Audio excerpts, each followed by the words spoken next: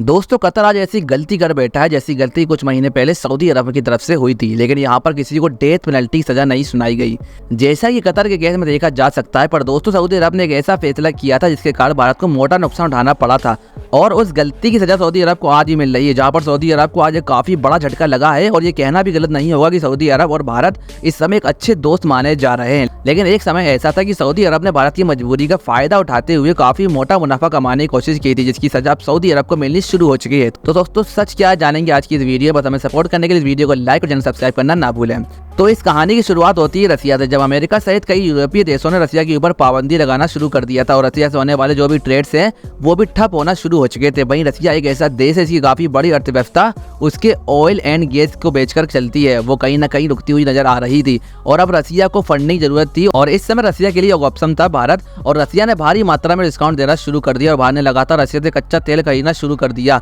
और एक समय था जब इराक, सऊदी अरब, यूएई जैसे देश भारत के बड़े कच्चे तेल पार्टनर थे, वहां पर भारत ने इन सभी को रिप्लेस करते हुए रसिया को पहले स्थान पर पहुंचा दिया। एक दिन में करीब 2.5 मिलियन बैरल कच्चे तेल की खरीद भारत की तरफ से की गई थी, लेकिन एक बड़ी घटना तब घटी जब रसिया ने धीरे धीरे अपने डिस्काउंट घटाने शुरू कर दिए। और एक समय ऐसा आया कि भारत को अरब देशों से जिस दाम पर कच्चा तेल मिल रहा था उसी दाम पर रूस से भी कच्चा तेल मिलने लगा। लेकिन कुछ समय बाद रसिया ने अपनी इस गलती को सुधारा और कुछ परसेंट भारत को डिस्काउंट देना फिर से शुरू कर दिया। और क्योंकि भारत अपनी तेल जरूरतों का करीब 85% अलग अलग देशों से आयात करके पूरा करता है और सऊदी अरब भारत के काफी बड़ा ऑयल पार्टनर था, लेकिन रसिया से तेल खरीदने की वजह से सऊदी अरब को काफी बड़ा नुकसान उठाना पड़ा था। इसलिए सऊदी अरब ने अपने कच्चे तेल का प्रोडक्शन ही बंद कर दिया और इसकी वजह से ग्लोबल मार्केट में कच्चे तेल की कीमतों ने आसमान छूना शुरू कर दिया। और सऊदी अरब को देखते ही देखते रसिया ने अपने ऑयल प्रोडक्शन कट कर दिए, जो पहले 5 लाख बैरल थे उसे 3 लाख तक कर दिया। और यही वो कारण था इसकी वजह से कच्चे तेल की कीमतों ने आसमान छूना शुरू कर दिए। और सऊदी अरब के इस फैसले के बाद अंतर्राष्ट्रीय बाजार में जैसे ही तेल की कीमतें बढ़ी